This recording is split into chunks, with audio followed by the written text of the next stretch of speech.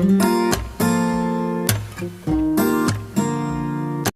teman-teman semuanya, perkenalkan nama saya Zikra Ilahi. Di sini saya akan menjelaskan mengenai model pembelajaran role playing atau bermain peran yang akan saya jelaskan di simulasi pembelajaran. Silakan dilihat. Pada simulasi pembelajaran kali ini, saya akan menggunakan model pembelajaran role playing atau bermain peran. Apa sih yang disebut dengan role playing ini? Role playing adalah suatu cara penguasaan materi yang dimana siswa dituntut untuk dapat berimajinasi dan menghayati peran-peran yang akan mereka tampilkan berdasarkan materi pembelajaran tersebut. Nah, contohnya itu seperti ya drama-drama kecil lah. Di sini saya menggunakan KD 3.2 dan 4.2 yang mana KD tersebut mengenai materi globalisasi yang ada pada kelas 9 semester 1. Submateri tersebut adalah globalisasi dalam bidang komunikasi, ekonomi, budaya, dan transportasi. Nah, indikator yang dicapai pada kompetensi ini adalah siswa dapat memahami dan menjelaskan kembali konsep-konsep globalisasi dan bentuk-bentuknya. Nah, kalau tujuan pembelajaran pada KD ini hampir sama dengan indikator tersebut, namun di sini dapat saya bacakan. Yang pertama adalah melalui pengamatan materi yang disajikan, peserta didik dapat memahami konsep globalisasi. Nah, yang kedua, melalui proses diskusi kelas, peserta didik dapat menjelaskan bentuk-bentuk globalisasi. Dan yang ketiga, melalui proses pengamatan dan diskusi kelas, peserta didik memahami bentuk-bentuk globalisasi serta contoh-contoh globalisasi dalam kehidupan sehari-hari. Yang keempat, melalui bermain peran, peserta didik dapat memahami konsep-konsep perubahan sosial budaya akibat globalisasi dalam kehidupan sehari-hari.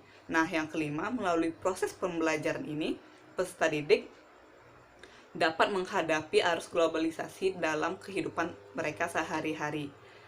Nah, pada poin model, pendekatan, dan metode pembelajaran, saya menggunakan pendekatan saintifik, model role playing atau bermain peran, dan metode ceramah, diskusi, tanya jawab, dan presentasi. Nah, sumber materi atau rujukan buku yang saya gunakan pada pembelajaran kali ini yaitu buku kelas 9 yang diterbitkan oleh pemerintah, dan yang kedua yaitu adalah buku kelas 9 yang diterbitkan oleh Quadra. Dan untuk media pembelajaran yang akan saya gunakan yaitu adalah alatnya itu berupa LCD, laptop, dan medianya itu tersendiri tentu jelas PowerPoint dan gambar-gambar yang berisikan materi-materi yang relevan. Di sini saya akan menjelaskan sedikit materi mengenai globalisasi. Nah, globalisasi ini dapat kita artikan sebagai mendunia atau mengglobal, yang mana negara yang satu dapat berkaitan dengan negara yang lainnya. Nah, contoh-contoh globalisasi dalam bidang-bidang lainnya, yang pertama adalah dalam bidang komunikasi, yang kedua transportasi, yang ketiga ekonomi, dan yang keempat adalah budaya. Nah, apa sih contoh-contoh dari keempat bidang tersebut? Yang pertama dalam bidang komunikasi. Contohnya itu adalah jika pada zaman dahulu kita jika ingin mengirimkan pesan kepada orang yang akan dituju, kita dapat mengirimnya itu melalui pak pos atau kantor pos. Nah, baru nanti setelah itu dikirimkan, dan dikirimkannya itu berhari-hari atau dikirim atau perjalanannya itu jauh. Nah, dengan adanya globalisasi ini, kita dapat mengirimkan pesan tersebut dengan hitungan detik saja. Contohnya itu kita dapat mengirimnya itu melalui aplikasi-aplikasi chat yang ada pada zaman sekarang. Contohnya itu seperti WhatsApp, Line, Messenger, dan lain sebagainya. Nah, kalau dalam bidang transportasi, contohnya itu kita dapat menggunakan kapal, pesawat, kereta api, dan yang lain sebagainya sebagai alat transportasi kita pada zaman sekarang. Tidak beda lain halnya dengan zaman dahulu kita menggunakan kuda dalam bidang budaya, contohnya itu seperti budaya luar yang masuk ke negara Indonesia, seperti budaya K-pop dan budaya barat yang masuk ke negara Indonesia. Nah, dalam bidang ekonomi, contohnya itu dapat berupa pasar bebas seperti Starbucks dan KFC yang ada di Indonesia ini. Kan Starbucks dan KFC ini itu tuh berasal dari atau produk luar negeri atau Amerika, bisa dapat kita katakan.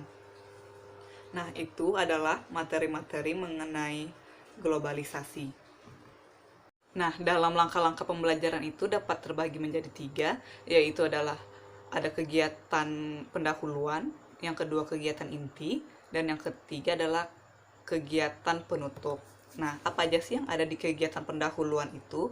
Nah, yang pertama itu guru dapat mengucapkan salam kepada siswa. Nah, lalu juga guru dapat menanyakan kondisi siswa dan kondisi kelas pada saat tersebut, seperti adakah siswa yang absen ataupun kondisi kelas yang kotor. Jikapun kelasnya kotor, siswa dapat mengambil sampah tersebut dan membuangnya.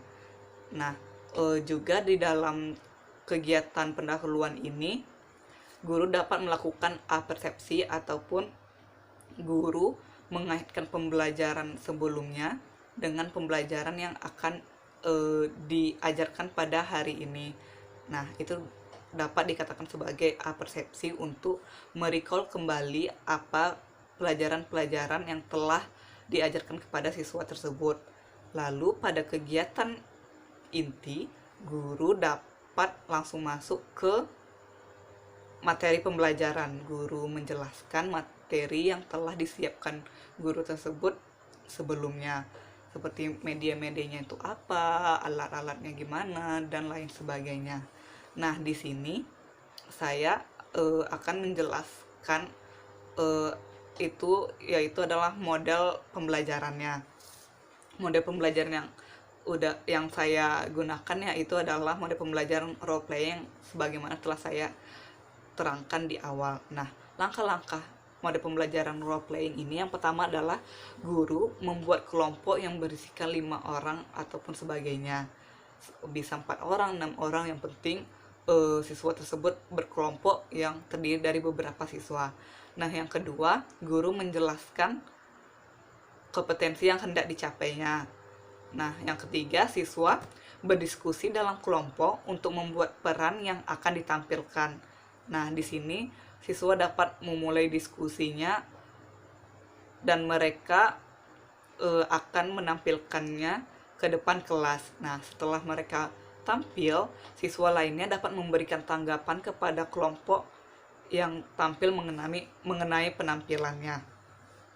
Dan selanjutnya, setelah semuanya selesai, guru dapat memberikan kesimpulan.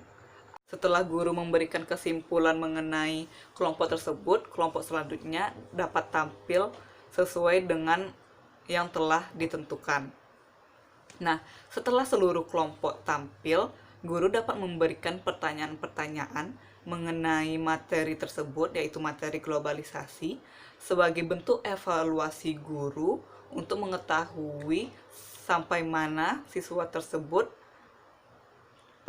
mengetahui atau paham mengenai materi tersebut. Nah, setelah seluruh kegiatan inti dilakukan, guru dapat masuk ke kegiatan akhir atau kegiatan penutup. Contohnya itu dapat guru memberikan kesimpulan akhirnya atau mengenai materi-materi tersebut, ataupun siswa dapat bertanya untuk terakhir pada hari atau mengenai materi tersebut untuk bertanya kembali, atau ada pun materi yang tidak mereka mengerti. Nah, itu adalah kegiatan-kegiatan atau langkah-langkah pembelajaran yang akan saya tampilkan pada simulasi pembelajaran. Setelah guru melakukan pengajaran di kelas tersebut atau mengenai materi tersebut, tentu guru melakukan evaluasi atau penilaian terhadap siswa untuk mengetahui tingkat ketercapaian pemahaman materi ataupun sikap lainnya pada siswa tersebut. Nah, contoh dari penilaian yang saya siapkan ini yaitu yang pertama adalah penilaian sikap spiritual, yang kedua sikap sosial, yang ketiga yang ketiga keterampilan, yang keempat pengetahuan. Nah, bentuk-bentuk atau rubrik-rubrik penilaiannya itu adalah seperti ini. Ini sikap spiritual, sikap sosial, sikap keterampilan, pengetahuan. Nah, setelah dari bentuk atau rubrik penilaian tersebut, berakhirlah langkah-langkah ataupun tata cara simulasi pembelajaran yang akan saya tampilkan di kelas berdasarkan RPP yang telah saya buat. Nah, sekian mengenai video saya kali ini. Jika ada kekurangan ataupun kesalahan mohon dimaafkan. Dan terima kasih telah menyaksikan video ini. Sampai jumpa di video selanjutnya. Dadah. Jangan lupa like, comment, and subscribe Jurnal Sosis. Dadah.